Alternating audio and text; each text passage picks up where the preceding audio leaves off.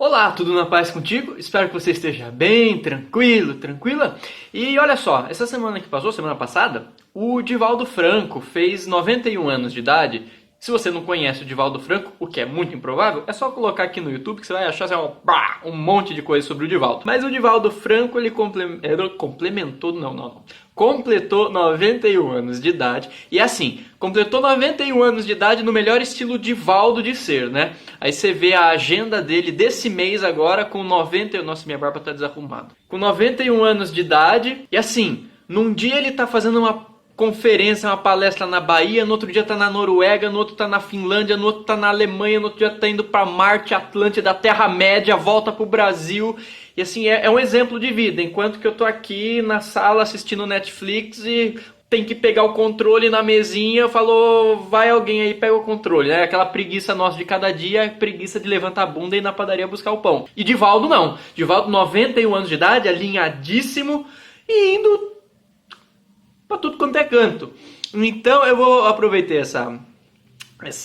esse ensejo, porque o Divaldo usaria a palavra ensejo, pra gravar esse vídeo e contar uma experiência que eu tive com o Divaldo, uma experiência super legal, e que eu achei que o conteúdo dela é tão bacana que talvez você possa se aproveitar desse conteúdo, né, do que aconteceu.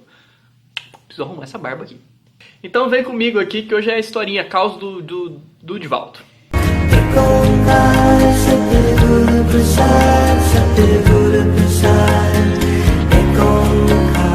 É o seguinte, para fazer a devida introdução a essa história, a este caos, eu preciso rememorar os idos áureos da minha adolescência. E hoje estamos com um palavreado todo estilo Divaldo de ser. Então é um palavreado todo portentoso e culto, em homenagem ao nosso carinhoso mestre. E eu me lembro da época de adolescência, sabe aquelas coisas de adolescente que você, sabe, você tem aqueles ideais, você quer seguir um caminho, mas você não sabe se você está no caminho certo, você está indo pro lugar certo, você não sabe o que vai dar, o que não vai dar, se é legal, se não é legal, se você consegue, porque o nosso mundo é uma beleza, né?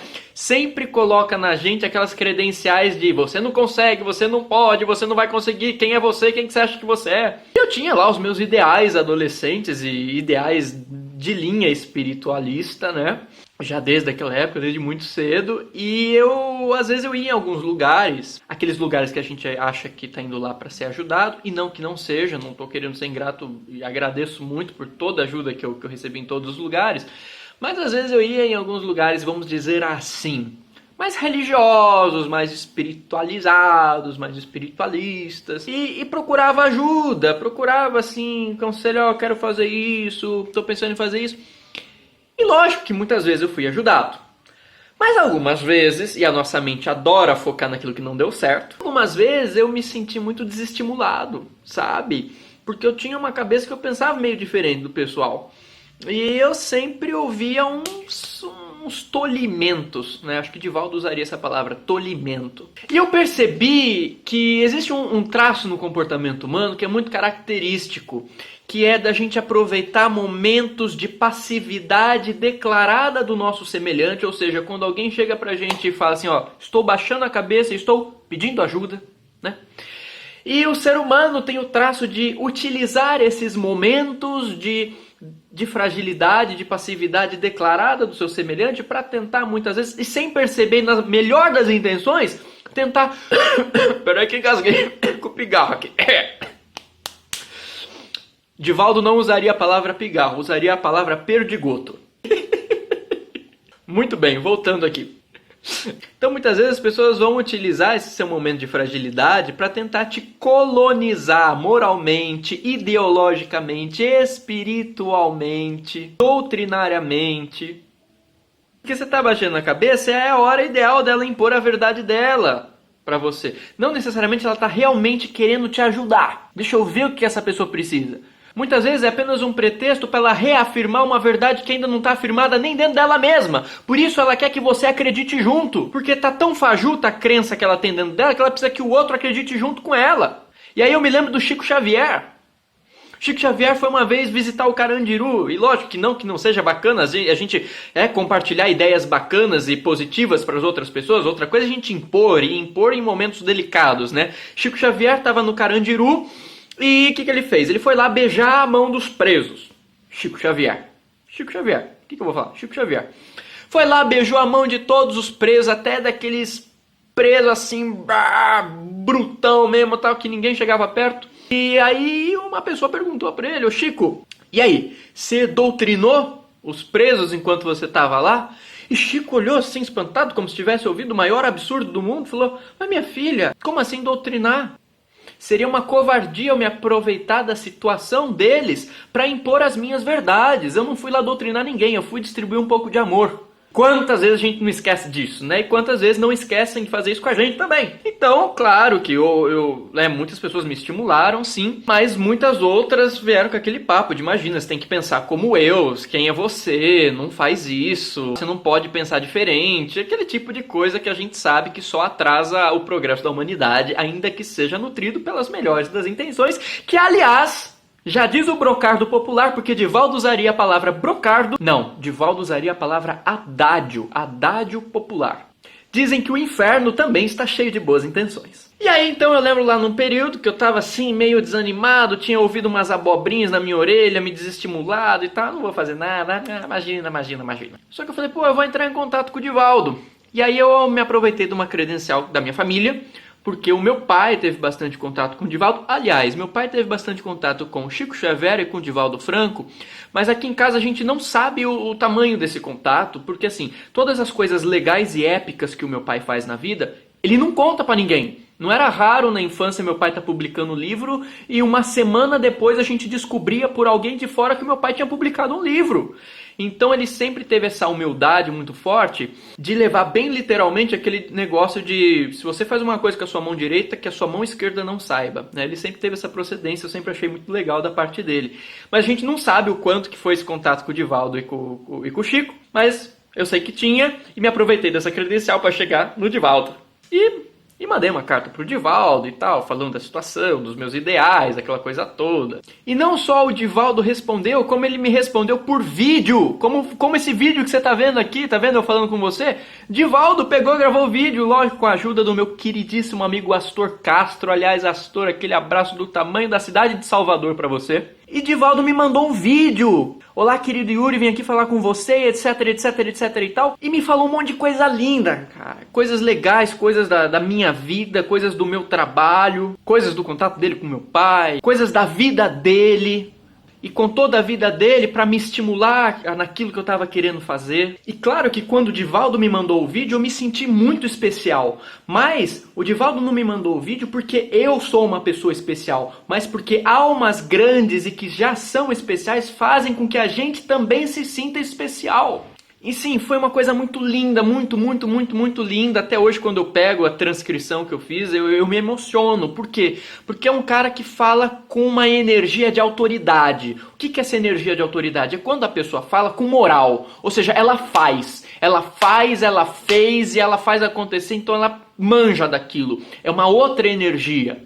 É diferente desses papagaios religiosos que ficam repetindo verdades que não estão fixadas ainda no altar da alma deles e ficam querendo mandar na vida dos outros, sendo que a deles não está transformada. Mas Divaldo tem uma autoridade. A vida do cara é inegável. E ele me estimulou, e ele falou pra mim coisas que eu falo pra você aqui, caso você também esteja num momento desse, se perguntando: devo continuar, devo prosseguir, meu coração tá querendo fazer um trabalho bacana, um trabalho que não é apenas egoísta, mas também altruísta, mas num mundo completamente materialista, egocêntrico, será que vale a pena? Será que eu vou? Tem tantos problemas, tem tantas dificuldades, e eu coloco pra você o que Divaldo colocou pra mim, porque essa mensagem não tem dono, não é de um ego específico, é uma mensagem universal. E coisas básicas como, por exemplo, não tema, siga adiante. Esse convite que canta na sua alma já é o próprio convite da presença crística em você, te chamando para esse trabalho. Não tema, problemas, dificuldades nós temos em todos os caminhos, mas avance, avante, vamos.